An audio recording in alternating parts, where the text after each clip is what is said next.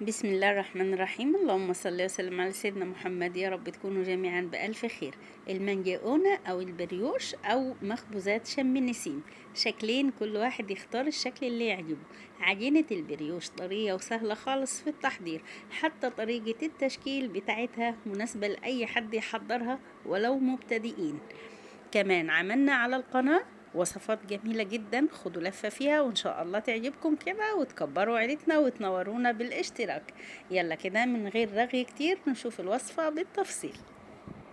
بنسمي بسم الله ونصلي ونسلم على رسول الله عليه الصلاة والسلام. في البداية كده ما ننساش اخواتنا في فلسطين بدعوة حلوة من القلب، يا رب ينصرهم عاجلا غير آجلا اللهم آمين. معايا نص كيلو من الدقيق متعدد الاستخدامات، ضفت عليه ربع معلقة صغيرة من الملح ومعلقة صغيرة من البيكنج باودر، قلبتهم كويس مع بعض. والدقيق ده مغربلينه يعني نخلينه، ودي حاجة ضرورية في جميع المعجنات يا جماعة.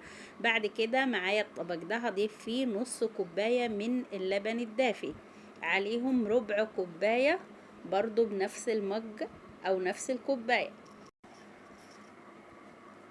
بعد كده هنضيف عليهم نص كوباية من السكر، وهندوبهم مع اللبن والمية لحد ما نتأكد ان السكر داب معانا تماما. بعد كده هنضيف عليهم معلقة كبيرة من الخميرة الفورية، معلقة مليانة، وهندوبها كده معاهم. ممكن نستبدل الحليب اللي هو اللبن بمية، ممكن، وممكن تعملي خليط بين اللبن والمية زي ما انا عاملة كده، وممكن تعجني بمية بس وتضيفي معلقتين لبن بودر على المكونات الجافة. بعد ما دوبناهم كده معايا هنا نص كوباية من الزيت، برضو هدوبها كده مع الخميرة واللبن لحد كده ما الزيت يختفي معانا. برضو ممكن نستبدل الزيت بزبدة او بسمنة.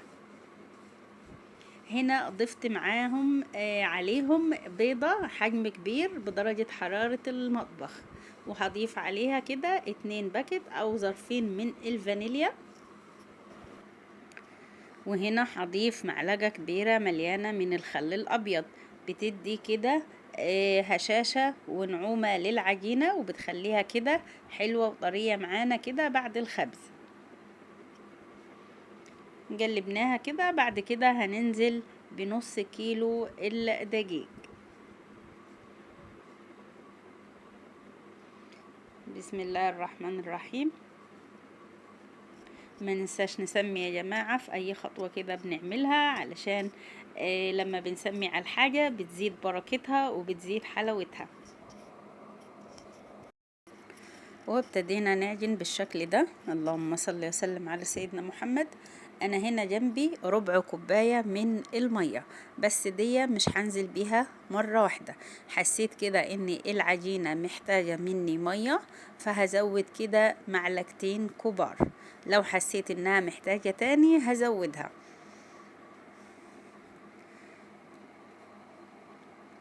اهو بالشكل ده، هي هتاخد معلقة تالتة. اهو العجينة ابتدت كده لمت معايا، بس هنا احتجت معلقة تالتة كده من المية. يعني كمية الدقيق دي خدت معايا كوباية الا ربع من السوائل، زائد 3 معالق كبار من المية. اهم ما في الموضوع اننا نخدم العجينة كويس ونديها حقها في العجن علشان ناخد نتيجة حلوة في النهاية، مش مجرد مكونات بنخلطها مع بعض وبس كده. ولو انتوا وصلتوا معايا في الفيديو لحد هنا ونسيتوا تحطوا لايك، يا ريت تحطوا اللايك فضلا وليس امرا. العجينة كده اتعجنت معايا ولمت معايا. انتوا شفتوا كده ربع كوباية المية الاخير انا نزلت بيه معلقة معلقة، ما نزلتش بيه مرة واحدة لاني كان ممكن ما اخدهوش كله، كان ممكن اخد معلقة واحدة او معلقتين. علشان كده بننزل بيه بالتدريج شوية بشوية. هنا دهنت الطبق كده زيت، العجينة بقيت كده ناعمة وطرية، ملمسها طري وهي مش ناشفة يعني مش يابسة. ودهنت وش العجينة كده وهغطيها وهسيبها تخمر معايا.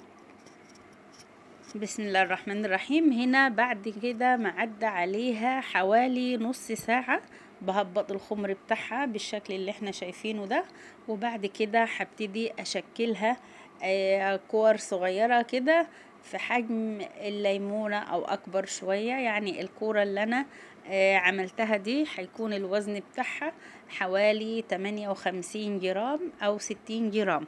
انتي ممكن تكبري عن كده او تصغري عن كده براحتك.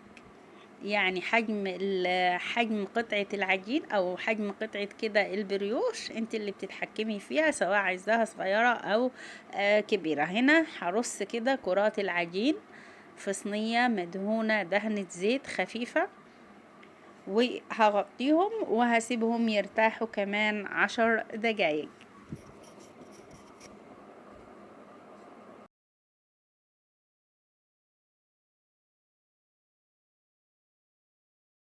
بعد ما عدى عليهم 10 دقايق هنبتدي كده نشكلهم الشكل اللي احنا عايزينه. اهو يا جماعة اخدنا كده كورة وهنبتدي نلفها كده على شكل رول. نحاول كده نخليه كله سمك واحد، يعني مفيش حتة فيه تكون رفيعة وحتة تكون سميكة. اللهم صل وسلم على سيدنا محمد.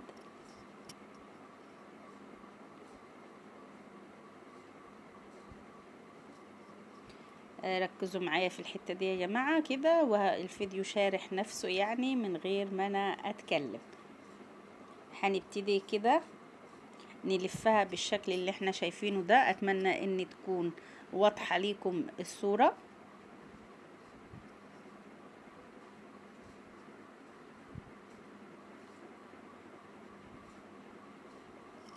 العجينة سهلة وخفيفة وما بتاخدش وقت خالص يعني، وتشكيلها سهل زي ما قلت لكم. حتى لو مبتدئين في المعجنات هتنجح معاكم ان شاء الله من اول مرة. الطرف هنا بنبططه كده وبعدين بنحطه تحت قطعة البريوش بالشكل ده. اهو هعمل معاكم واحدة تاني. ده الشكل المدور. العجينة سهلة وغير مكلفة بالمرة. احنا قلنا على البدايل واحنا عاملينها اهو معاكم بالزيت وبيضة واحدة، يعني بأقل التكاليف، علشان احنا قناة أكلة مع فاطمة بتقدم الأكلات كده بطريقة مبسطة وسهلة وبدون تعقيد. اهو لفيناها كده، وبرضه هناجي عند نهاية الطرف كده نبططه ونحطه كده تحت العجينة، وهنرصهم في صينية مدهونة دهنة زيت علشان العجينة بتاعتنا طبعا فيها سكر علشان ما تلزقش في الصينية. اتمنى اللي بيشوفنا دلوقتي يعمل لنا متابعة على القناة وعلى صفحة الفيسبوك، قناة أكلة مع فاطمة، ده اسم صفحتنا على الفيسبوك.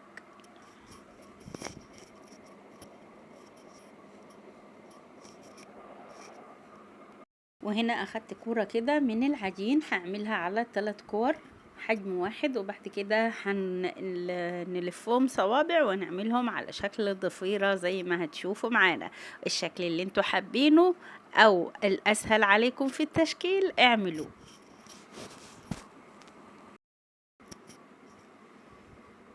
اهو زي ما احنا شايفين كده اخدنا ال3 صوابع وهنبتدي نضفرهم كده خلف خلاف كأنك بتضفري ضفيرة لبنتك. الشكل ده سهل وكمان شكله حلو. اهو خلصت كده معانا الضفيرة بتاعتنا، شايفين حلوة ازاي؟ اللهم صل وسلم على سيدنا محمد. هنخلصه كله كده تشكيل وهرصهم في الصينية بالشكل ده، وسبتهم كده لحد ما اختمروا والحجم بتاعهم اتضاعف معايا اهو. بعد كده هنا دهان الوش براحتك، حابة تدهني بصفار بيضة تحطي عليها معلقتين لبن وفانيليا وخل، او ممكن معلقتين لبن مع معلقة من القهوة سريعة الذوبان، زي ما انت حابة ادهني الوش. انا هنا بصراحة ما كانش عندي لبن وما بنحبش ندهن يعني المعجنات كده بيض، يعني فين فين مش دايما. فدهنتها كده معلقة من السكر وعليها معلقتين مية كده ودوبتهم ودهنت بيها وش المعجنات، وهنا رشيت عليهم كده رشة من السكر الأبيض زي ما احنا شايفين كده. كام واحدة حطيت عليها من حبة البركة وشوية كده من السمسم، وهندخلهم فرن سخن على درجة حرارة 200 في الرف التاني على الشبكة اللي بيكون كده قريب من نار الفرن. طبعا مع المتابعة المستمرة كل دقيقتين بتحولي كده الصاج بتلفيه علشان تضمني التسوية من كل جانب. وطبعا اول ما بياخد لون من تحت بتولعي عليه الشواية مع المتابعة المستمرة لحد ما ياخد اللون الحلو اللي احنا شايفينه. طبعا بياخد في الفرن معاكي 15 دقيقة، ممكن اكتر او اقل على حسب حجم قطعة البريوش اللي انتي عاملاها، وبيطلع معانا بالشكل اللي احنا شايفينه كده من الفرن. كمان اول ما بيطلع من الفرن كده بتديله دهنة بقطعة زبدة علشان الوش بتاعه كده يدينا لمعة حلوة. شايفين الطراوة بتاعته، وبتغطيه علشان يرد من حرارة الفرن. انا والله يا جماعة ما غطيته، شايفين بسم الله ما شاء الله طري كده وهش معانا، وده علشان خدمنا العجينة كويس والمقادير بتاعتنا مظبوطة. شايفين بسم الله ما شاء الله واخد لون كده حلو وذهبي من فوق ومن تحت. طبعا بياخد معاكي 15 دقيقة حسب حجم قطعة البريوش اللي انتي عاملاها وحسب كمان حرارة الفرن عندك.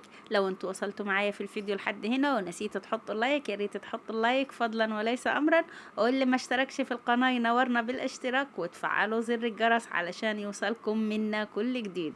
عملنا البريوشي بمقادير سهلة وبسيطة واقتصادية جدا جدا، وقلنا لكم كمان على البدايل لو حبيتوا تستبدلوا مكون بمكون تاني. ما تنسوش تعملوا مشاركة كتير للفيديو مع اصحابكم علشان الفيديو يتشاف ويترفع والقناة كمان تتشاف وتترفع وتكبر بيكم يا احلى متابعين واحلى اخوات.